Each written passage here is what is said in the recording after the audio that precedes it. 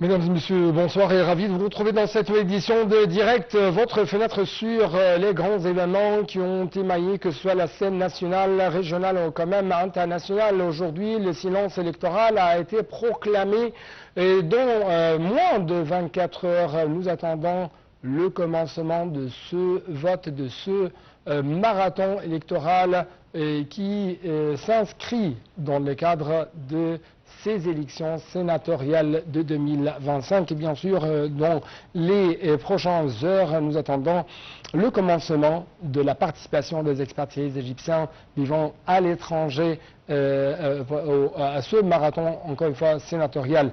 Nous allons jeter plus de lumière sur les différentes dimensions de ces élections. Nous allons quand même vous présenter quelques explications concernant le rôle du Sénat, comment il est différent de celui du Conseil de Chambre, plutôt de représentants. Comment, si je peux dire, ça représente une nouvelle étape, non seulement dans l'histoire d'Égypte, mais aussi sur le trajet de la transition démocratique. Donc, ce sont les principales questions à proposer, mais les réponses, les éclaircissements ainsi que les explications seront avec notre invité de marque, Dr Ibrahim Choukri, le professeur de droit. Vous êtes toujours bienvenu, Sénat de l'International. Merci, M. Hani. Bonsoir à vous, à tous nos chers auditeurs et spectateurs. Donc, je vais vous dire, oui, bon, je voudrais vous dire que pour faire ce genre d'élection, surtout ce conseil, soit de Sénat, soit de l'Assemblée du peuple, dans tous les cas, c'est un acte qui présente la démocratie en Égypte. C'est quelque chose de très essentiel. Il faudrait bien avoir un système de la vie démocratique qui présente tous les représentants du peuple.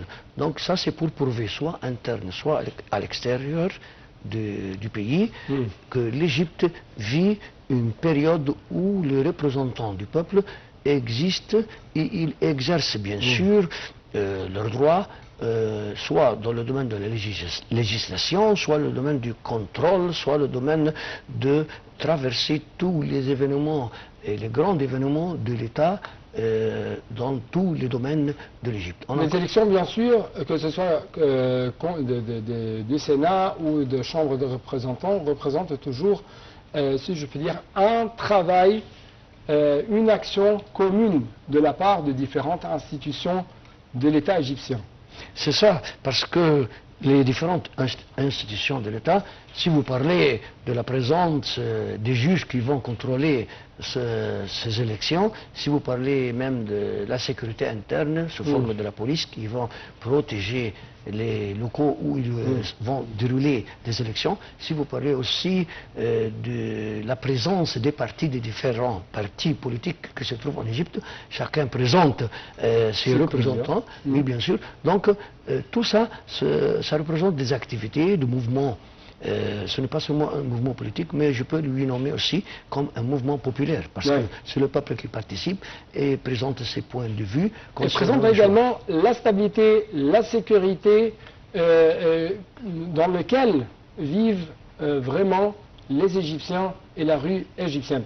N'est-ce pas? Vous avez raison. On ne peut pas oublier ce qui s'est passé, ce qui s'est déroulé en Égypte après 2011, que nous étions dans une étape qui n'est pas stable du tout, parce qu'on a eu plusieurs changements, soit au niveau de constitution, soit au niveau des lois, soit au niveau du Conseil du peuple ou de l'Assemblée du peuple, l'Assemblée nationale, soit au niveau de la présidence. Il y a eu aussi un débat, si vous vous rappelez, il y a une dizaine d'années ou peut-être 15 ans maintenant, et on a eu un débat, est-ce qu'on commence par l'Assemblée nationale ou on commence par les élections présidentielles? C'était un grand débat au niveau des journaux. Donc si vous maintenant vous faites ces étapes-là calmement, comme c'est constaté maintenant, ça prouve que c'est un pays, plus ou moins c'est un pays stable, qui connaît bien qu'est-ce qu'ils vont faire et que c'est un pays... C'est un pays qui est vraiment stable dans une région en rouge toujours, dans une région où se trouvent plusieurs pays en démantèlement, si je peux dire, systématique. Donc ça c'est la vérité que nous sommes en face. Oui. C'est que tous nos voisins, toute la région même du Moyen-Orient, plus que 90% de la région du Moyen-Orient sont des régions qui vivent dans des troubles, des problèmes politiques, des problèmes militaires, des débats entre les divers partis dans le même pays. Oui. Et heureusement, nous remercions le bon Dieu que l'Égypte vit une période de stabilité. Nous connaissons bien comment faire pour faire nos élections concernant le Sénat ou autres. Oui. Nous connaissons bien comment avoir notre gouvernement qui dirige les événements au point de vue de l'autorité exécutive de l'État. Oui. Il y a aussi les autorités judiciaires, donc les trois autorités citées dans la constitution de l'Égypte exercent le travail calmement ou ils sont déjà des autorités qui connaissent ce qu'ils font. D'une manière indépendante et d'une manière tout à fait transparente. On va parler un peu plus du rôle du Sénat, du rôle quand même, ou comment on fait différent du rôle de la Chambre des représentants. Mais j'aimerais bien sûr vous présenter à vous et avec nos chers téléspectateurs ce reportage qui va jeter sur les héros de l'Égypte, les expatriés, les Égyptiens qui vivent à l'étranger, qui prennent toujours le rôle de héros, qui sont toujours sur le front dans toutes les différentes élections, que ce soit présidentielles, sénatoriales, quand même de l'Assemblée ou de Chambre de représentants. Donc, bien sûr, les expatriés, les Égyptiens sont appelés à voter vendredi, c'est-à-dire demain et samedi, aux élections sénatoriales dans les différentes ambassades à travers le monde. Les citoyens vivant en Égypte devront, eux, voter les mardis. Donc, les explications tout de suite. Un moment historique pour la grandeur de notre nation. Le Sénat est un partenaire clé sur la voie du développement et de la stabilité. Faites entendre ta voix et choisissent d'être partenaire de décision. Ensemble, nous faisons la différence. Ensemble, nous construisons l'avenir. Ta voix est importante, ta voix fait la différence. Élection sénatoriale 2025.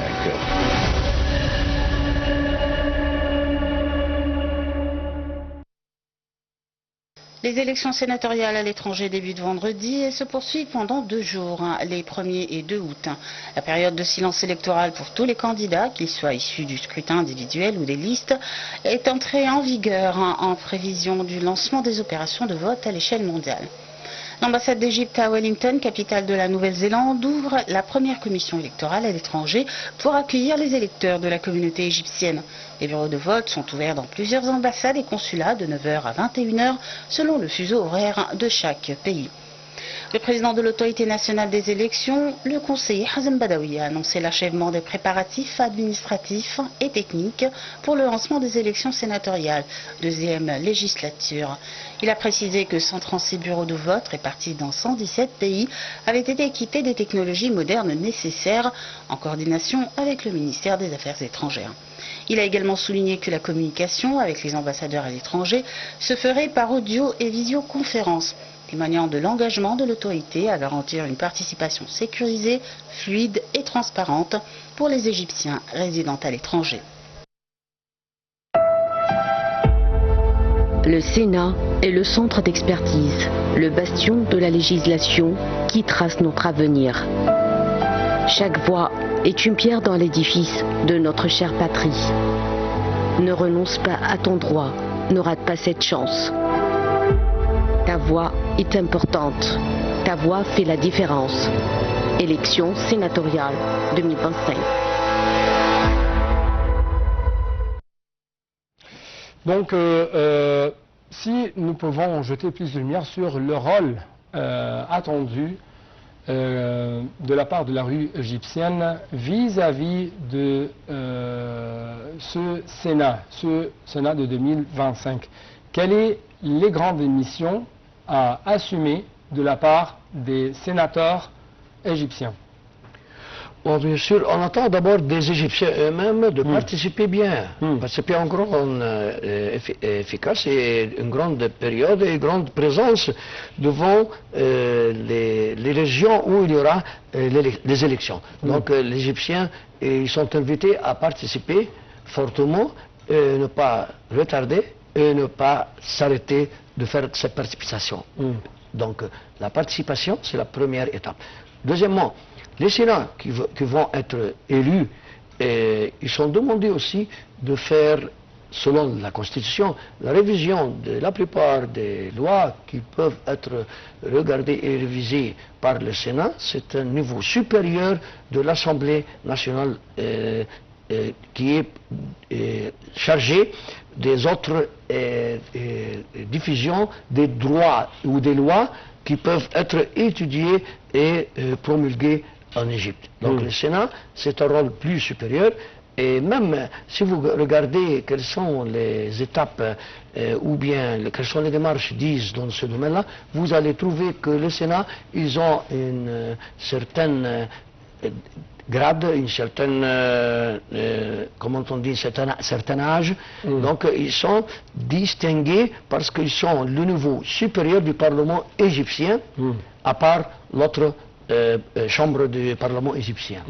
Donc tout ça, c'est un rôle... C'est que quand même, on appelle la chambre haute et la chambre basse du Parlement. C'est quelque chose pareil.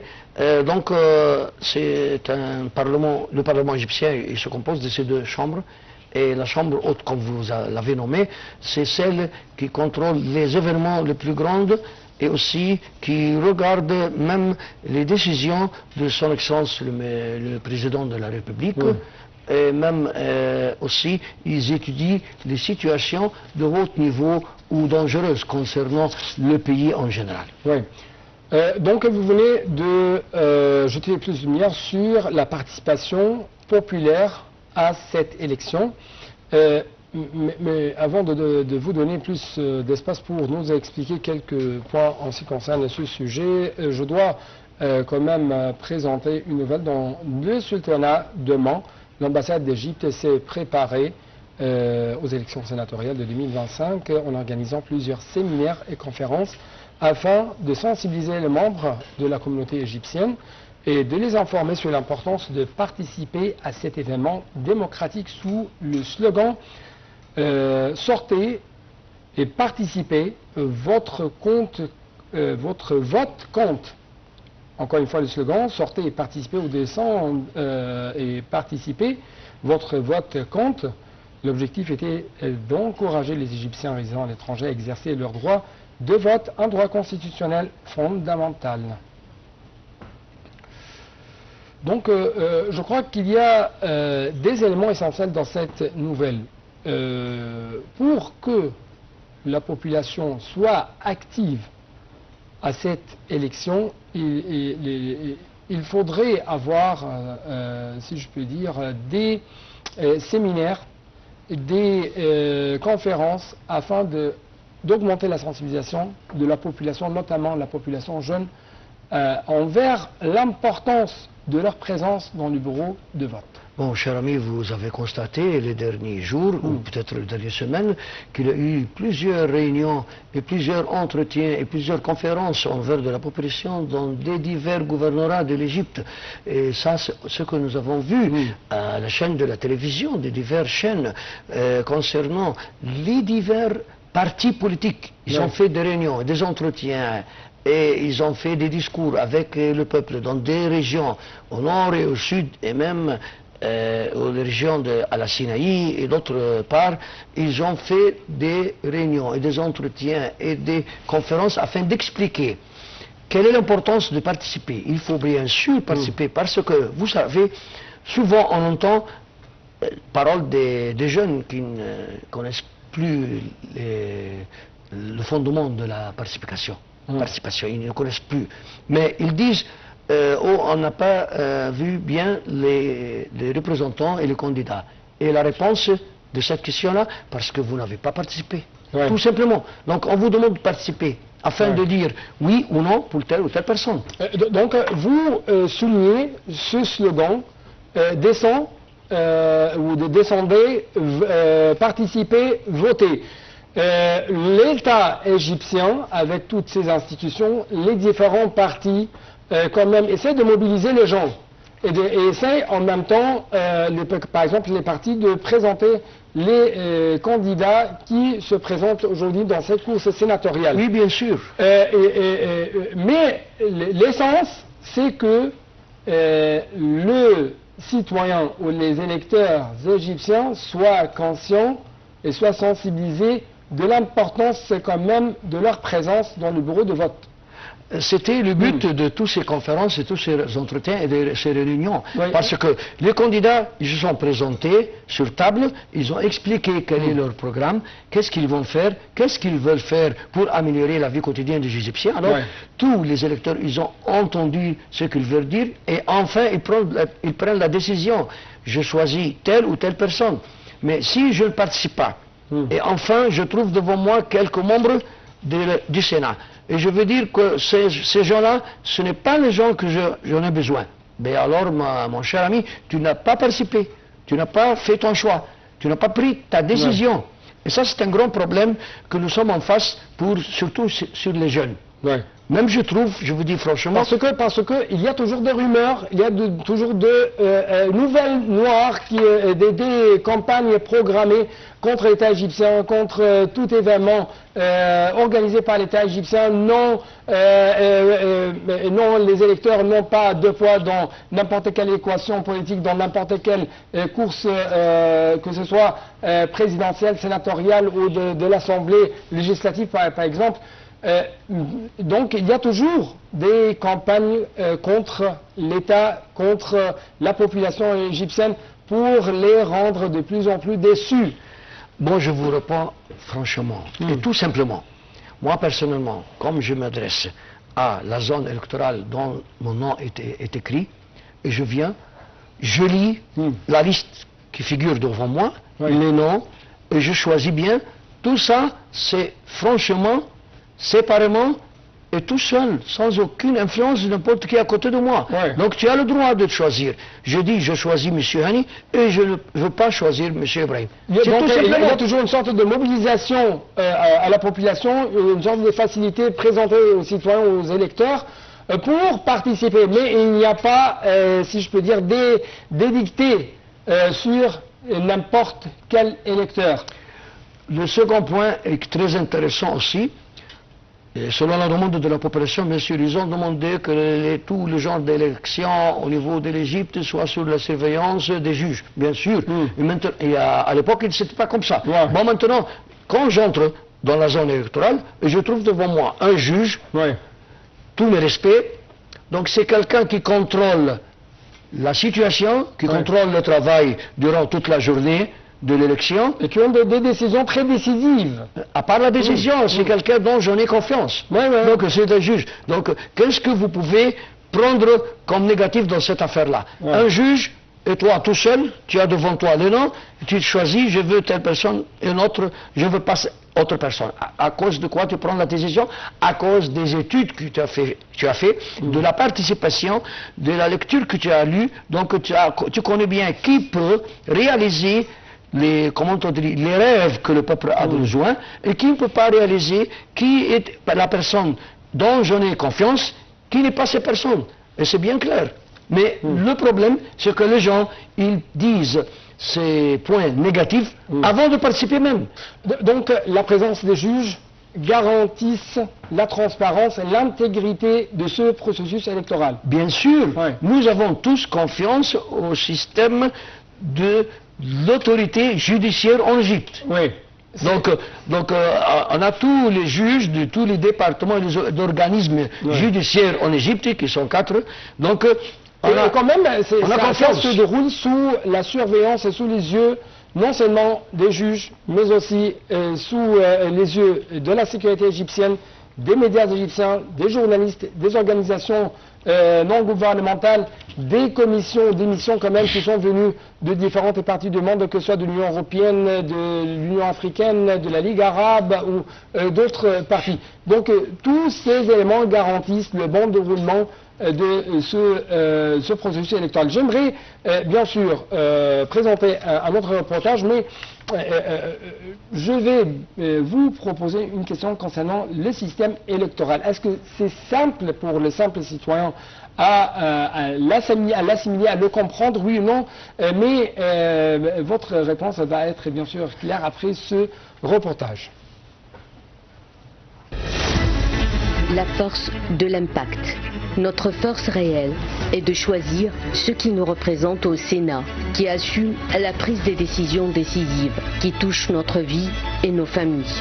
Ta voix, c'est ton arme, ton appui, ta responsabilité. Ta participation aux élections, c'est un message fort. Ta voix est importante, ta voix fait la différence. Élections sénatoriales 2025.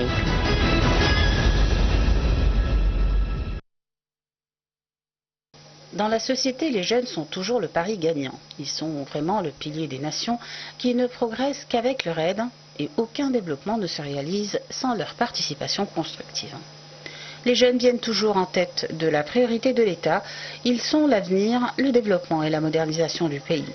Le gouvernement égyptien accorde une grande importance à la jeunesse en soutenant les petites et moyennes entreprises et en leur offrant des opportunités de participer efficacement à la prise de décision. Aux élections sénatoriales, la participation des jeunes est essentielle. Leur vote est un devoir national et une responsabilité exigée par les devoirs de citoyenneté. D'ailleurs, la sensibilisation pour exprimer une opinion et choisir leur candidat, car cela reflète leur appartenance à leur patrie, valorise leur identité et contribue à consolider les principes de la démocratie. Le soutien des jeunes et la consolidation du principe de citoyenneté pour les nouvelles générations est un must. Les jeunes doivent participer et exprimer leurs avis à travers les différentes sortes d'élections. Les jeunes sont le premier acteur du processus de développement de chaque société. Ils sont l'un des facteurs les plus importants pour le succès du développement. De même, les jeunes font partie intégrante du processus de prise de décision. Ils sont un partenaire essentiel dans la prise de décision, reconnaissant donc l'importance de répondre aux besoins des jeunes en leur offrant des opportunités d'emploi, en légalisant leurs conditions professionnelles au sein de leurs institutions et promouvoir leur droit à une vie décente pour eux, car cela contribuera à son tour à résoudre de nombreux problèmes et à contribuer à la mise en œuvre du plan de développement durable 2030. Il n'y a pas d'avenir sans les jeunes, car ils sont sans aucun doute les bâtisseurs du futur. Enfin, il est important que les jeunes sachent bien l'importance de leur vote et de l'impact que cela peut avoir sur leur vie et leurs avenirs.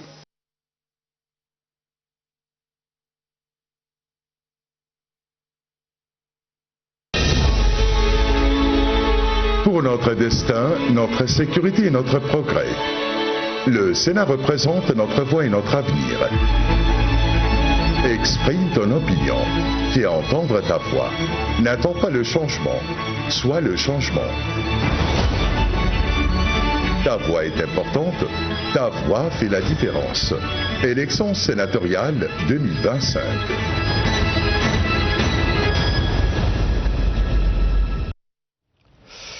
Donc, ta voix compte, n'attends pas le changement, soyez le changement.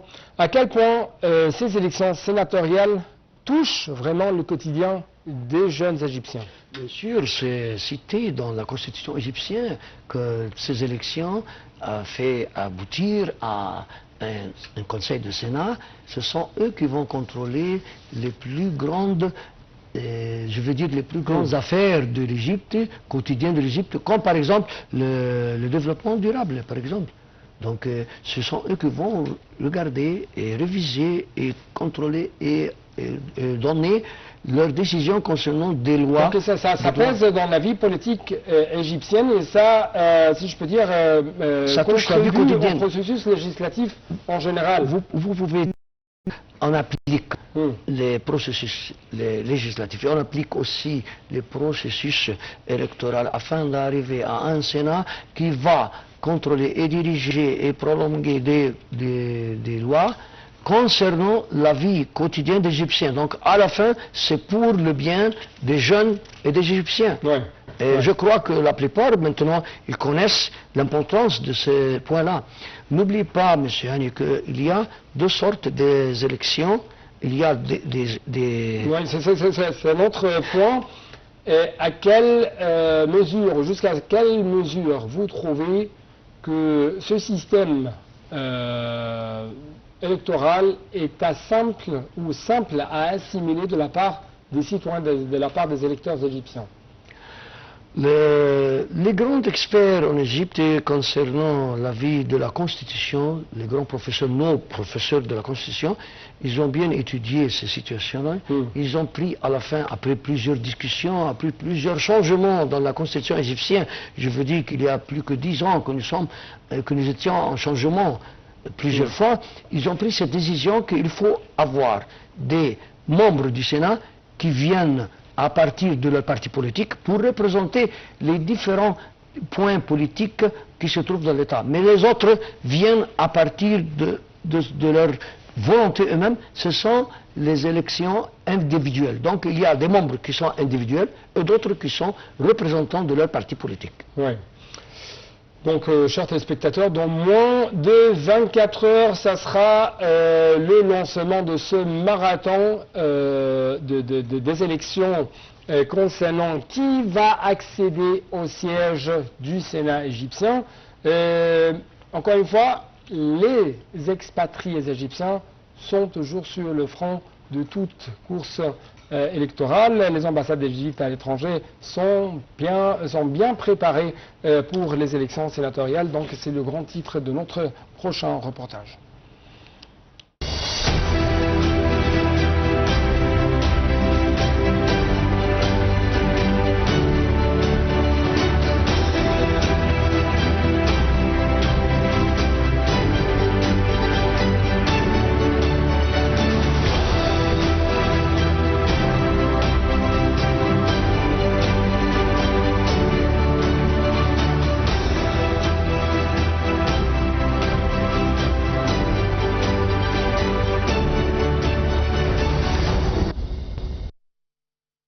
Les ambassades et consulats d'Égypte à l'étranger sont préparés pour accueillir les électeurs égyptiens appelés à voter aux élections sénatoriales de 2025 prévues le 1er et 2 août.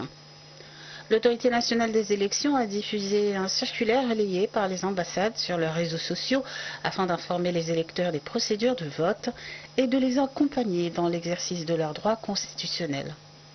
Pour pouvoir voter, chaque électeur devra présenter un passeport biométrique ou une carte d'identité nationale permettant à la commission électorale de vérifier son inscription sur les listes électorales. Les bureaux de vote seront installés au sein même des ambassades et consulats.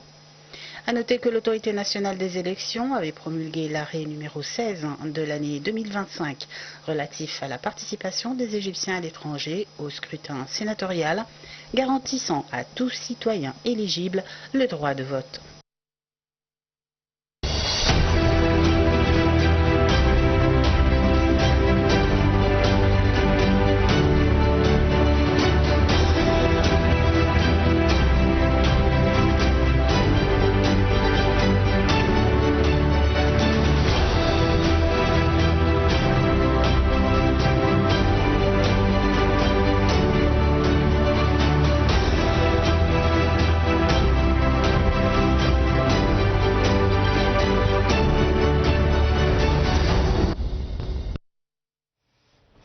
Donc, docteur Ibrahim Choukri, notre professeur de droit, quelles sont les mesures qui sont prises par les différentes ambassades égyptiennes à l'étranger pour recevoir les électeurs égyptiens dans les prochaines heures, bien sûr, pendant ce marathon électoral, mais aussi, est-ce que vous pouvez jeter plus de lumière sur le rôle du ministère des Affaires étrangères à cet égard? Si vous me permettez, avant d'aborder, il faut aussi adresser nos salutations au ministère des Affaires étrangères égyptien et aux ambassades égyptiennes à l'étranger, surveillées par le docteur Badr Abdelati, le ministre des Affaires étrangères, parce que c'est un travail et c'est un rôle très intéressant, très important, très dur aussi, ce n'est pas facile, de contrôler ce genre des élections à l'étranger. Comment préparer les noms et comment préparer les listes des Égyptiens qui vivent à l'étranger, comment aussi préparer les détails des élections elles-mêmes, comment recevoir les représentants de chaque zone électorale qui viennent de l'Égypte jusqu'à l'étranger pour commencer leur travail, et comment recevoir aussi les Égyptiens. Vous allez voir même les photos qui vont paraître dans quelques heures après avoir commencé ces élections à l'étranger, des Égyptiens qui sont autour des ambassades égyptiennes, surtout dans la région européenne et aussi dans la région du Golfe arabe, l'Arabie saoudite, Koweït, etc. Ce sont les régions où il y a un grand nombre de populations égyptiennes qui travaillent à l'étranger. Donc ce n'est pas un travail facile, comme les autres le croient, mais c'est un travail difficile et très intéressant de préparer et de contrôler afin de terminer le travail et adresser au département. Est-ce que vous avez marqué, par exemple, un rôle de la part du ministère des Affaires étrangères ou des ambassades égyptiennes à l'étranger, dont la sensibilisation dans la mobilisation des électeurs égyptiens vivant à l'étranger? Oui, bien sûr, il y a à l'étranger des Égyptiens qui regardent toutes les chaînes de télévision en Égypte, qui connaissent qu'est-ce qui se déroule en Égypte. Ils ne sont pas isolés dans leur pays, bien sûr, le pays natal. Il y a aussi des Égyptiens qui ont fait des groupes, comme les groupes sur les WhatsApp, etc., pour adresser les mots, les paroles, pour envoyer leur point de vue, pour envoyer aussi la situation électorale ou politique de leur pays d'origine. Donc les Égyptiens qui vivent à l'étranger ne sont pas séparés de notre pays, bien sûr. Et ça, c'est très intéressant. Je peux vous dire franchement que je suis fier maintenant que je suis avec vous de ce studio et cette chaîne respectueuse de Nile TV, parce qu'il y a des pays voisins de l'Égypte qui n'ont même pas un studio pareil ou une chaîne de télévision pareille.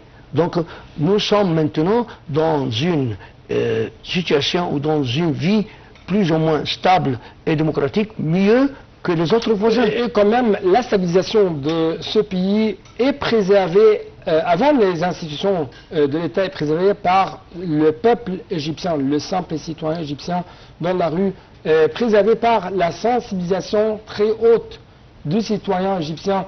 Bien sûr, nous devons quand même le remercier, parce que c'est toujours le premier héros de tout événement réussi, de tout projet, de tout accomplissement réussi sur le terrain, c'est le citoyen égyptien. Bien sûr, aujourd'hui, l'autorité du canal de Suez a célébré le 69e anniversaire de la nationalisation du canal de Suez. Mais j'aimerais bien sûr présenter un reportage. Je parle de ce sujet parce que, auparavant, quand même jusqu'à maintenant, le symbole du canal de Suez, le symbole de la nationalisation du canal de Suez, nous dit qu'il y a toujours une sorte de souveraineté, d'indépendance au niveau de l'État égyptien. Et une fois de plus, aujourd'hui, les gens sont appelés par leur participation à préserver la souveraineté et l'indépendance de ce pays au niveau international. J'aimerais bien sûr vous donner les paroles en ce qui concerne ce sujet, mais justement après ce petit reportage. La force de l'impact. Notre force réelle est de choisir ceux qui nous représentent au Sénat, qui assument la prise des décisions décisives, qui touchent notre vie et nos familles. Ta voix, c'est ton arme, ton appui, ta responsabilité. Ta participation aux élections, c'est un message fort. Ta voix est importante, ta voix fait la différence. Élections sénatoriales 2025.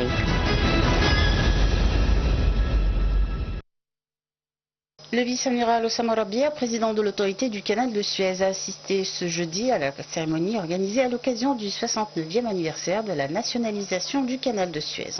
L'événement s'est tenu dans le nouveau bâtiment de la Marina, dans le gouvernorat d'Esmaïlia, en présence de plusieurs gouverneurs et responsables. La célébration a compris l'inauguration de plusieurs projets nationaux majeurs, notamment une nouvelle station d'eau à Esmaïlia, des ponts flottants, ainsi que le lancement de plusieurs unités maritimes.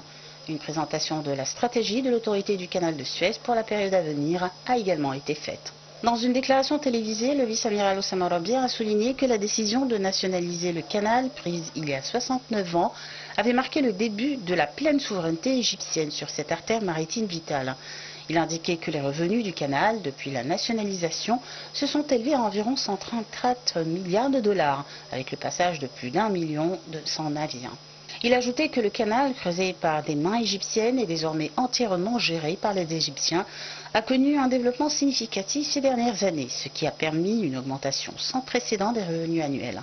Ceux-ci sont passés de 5,6 milliards de dollars en 2020 à 10,2 milliards de dollars en 2023, le chiffre le plus élevé de son histoire, et cela grâce au passage de 26 434 navires cette année-là. Rabia a affirmé que cette réussite a été rendue possible grâce au soutien constant de la direction politique et aux travaux de modernisation entrepris sur le canal depuis l'inauguration du nouveau canal de Suez en août 2015 jusqu'aux opérations d'élargissement et d'approfondissement des sections nord et sud du canal.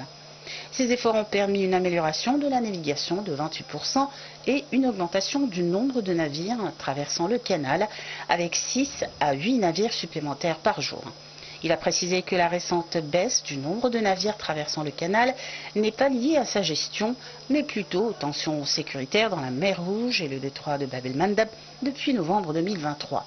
Ces tensions ont poussé de nombreux navires à emprunter la route du Cap de Bonne-Espérance, bien que le canal de Suez soit situé à plus de 1200 milles des zones de conflit.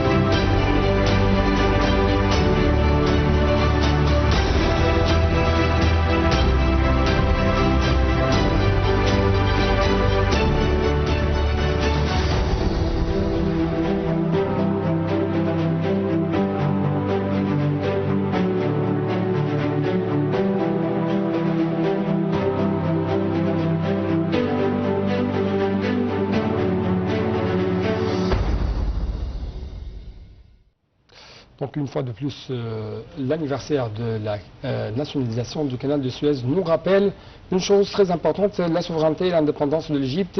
Aujourd'hui, par la protection des potentialités de l'Égypte, par l'établissement d'un développement durable, mais aussi par la participation active, positive de la part de la population égyptienne dans cette course sénatoriale, nous pouvons vraiment mettre la main sous nos potentialités, concrétiser une fois de plus notre souveraineté et notre indépendance.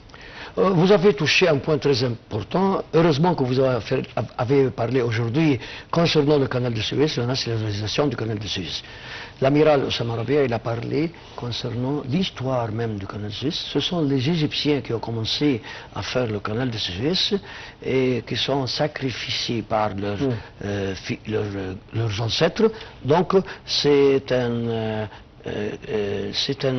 une autorité du canal de Suez qui revient aux Égyptiens et maintenant on célèbre aujourd'hui cet anniversaire.